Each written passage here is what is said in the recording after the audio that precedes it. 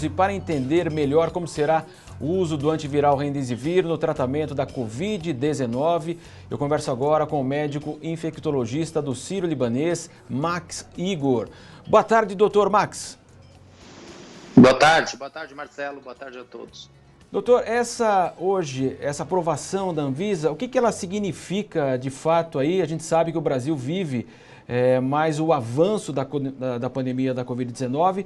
Isso vai trazer de fato aí alguma esperança em relação aos casos mais graves, doutor? Olha, Marcelo, é difícil dizer como vai ser o uso, a gente ainda tem que ver a disponibilidade, mas é importante que a gente tenha em mente que o Remdesivir é um antiviral bastante potente, que tem ação contra o coronavírus. Nos estudos que foram feitos antes, inclusive do advento do corticoide, a gente não viu uma diferença tão grande no desfecho, foi um tempo menor de hospitalização, mas hoje a gente está lidando com uma nova variante, a gente está lidando com uma situação em que tem grande replicação viral, onde eu acho que qualquer arma, qualquer nova ajuda contribui para o enfrentamento da doença. Doutor, de fato ele tem, como o senhor falou, ele tem essa aplicação, ele é eficaz contra a Covid-19, porque a gente sabe, né, aquela questão da cloroquina, tudo aquilo que foi feito no início da pandemia no Brasil, existe uma grande também dúvida em relação da eficácia, e ele de fato pode ser utilizado para a Covid-19? Sim, ele tem agora a aprovação da Anvisa, que analisou os dados e entendeu que o remédio tem eficácia, por isso que você tem a aprovação da medicação.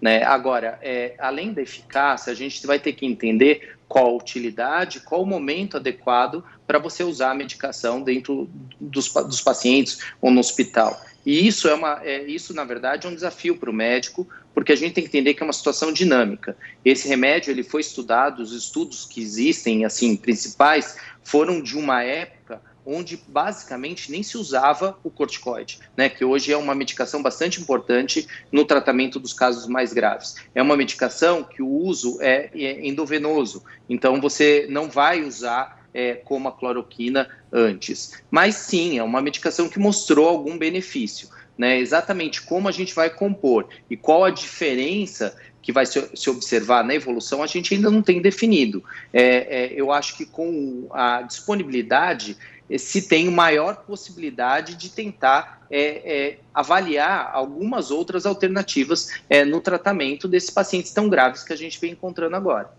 Agora, doutor, o custo dele é bem elevado, né, inclusive. Como é que vai ser feita essa distribuição? Então, nós imaginamos que o SUS vai adquirir, a rede privada. Como fica essa questão aí de trazer o medicamento? Eu acho que esse é um outro ponto. Qual vai ser o custo, né? O custo fora é um custo elevado. Eu não sei qual vai ser o custo agora no Brasil, se isso está definido. Né? Eu não tenho acesso a essa informação. Eu acho que isso é um aspecto importante. O SUS, ele incorpora medicações sempre avaliando o custo-benefício. Então, você tem que pesar isso, se tem vantagem ou desvantagem. Eu acho que a gente tem que ver as coisas com calma. É um primeiro medicamento que é antiviral, ele realmente tem ação contra o Covid. Não se viu nos estudos iniciais uma diferença absurda, então não dá para a gente esperar na evolução dos pacientes com o uso do Remdesivir, né? Então não dá para a gente esperar nesse momento que a situação vai mudar dramaticamente, mas isso também não quer dizer que não seja algo que tenha uma utilidade. Né, e que você não possa compor hoje com outras medicações que a gente já usa para o tratamento do Covid e talvez tentar se aproveitar de características hoje piores, como dessas variantes, como a replicação viral, de uma medicação que tem esse efeito. Né? A gente não tem nada com efeito antiviral nesse momento, né, adequado. São todas medicações que foram feitas para outra situação, a cloroquina, que hoje se entende que não tem eficácia nenhuma, né, e todos esses INAs da vida que tentam, na verdade, reduzir a quantidade de vírus, essa que é a lógica. Né? A gente também imagina que ele, sendo antiviral, o melhor seria um uso mais precoce, mas é uma medicação de uso injetável. Então, só vai ser feita no hospital. Então, exatamente para qual paciente, em que momento, a gente vai ter que ter uma calma e entender melhor qual vai ser o benefício da medicação. Mas que ela funciona, não existe muito dúvida, a aprovação da Anvisa é um reflexo disso, é um entendimento que ela funciona, mas esse uso ainda e custo e tudo isso, eu acho que vai ser algo que vai ter que ser mais discutido. Sem dúvida, fala assim $3.000, então a gente imagina com o dólar a 5, mais de 5, praticamente uma caixa aí, claro que o governo comprando em larga escala poderia evidentemente ter uma redução, mas de qualquer forma é um valor considerável. Agora, doutor, nesse estágio que estamos de fato aí da pandemia, observando aí que os leitos estão ocupados, a ausência de leitos, houve um aprendizado ao longo desse um ano de pandemia em relação aos tratamentos, mas a gente percebe que hoje essa variante, a gravidade parece que é maior também, a incidência nos jovens. Como é que o senhor avalia esse momento do combate aí à Covid-19 no Brasil? A gente está num momento crítico, um momento de desafio, um momento em que os hospitais estão sobrecarregados de pacientes, e isso acontece não só no único local, mas em quase todos os locais ao mesmo tempo. Então, todas as regiões, você tem estados, você tem cidades que estão com o serviço público e o serviço privado extremamente demandado, muitas vezes com muito poucos leitos, ou ausência de leitos em UTI. E aí entra um pouco a lógica também do uso da medicação. Se você abrevia o tempo, o custo de um paciente na UTI é muito alto, a necessidade de vaga é grande. Então, se isso gera um benefício em termos de redução de tempo do paciente no hospital ou na UTI, já é sempre um ganho que tem que ser avaliado. Mas realmente, eu acho que na pandemia toda a gente está enfrentando isso, que é a ideia de trocar o pneu com o carro andando.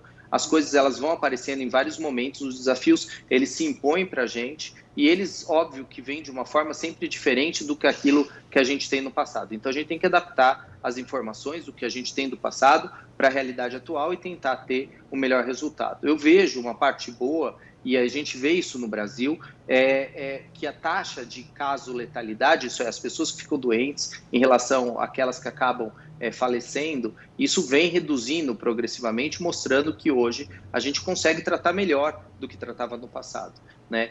Aí aparecem novos desafios, as variantes, como você disse, é um deles, né? Maior transmissibilidade, existe a fadiga das pessoas em relação a manter o distanciamento, e isso fez com que a gente tivesse esse grande número de casos.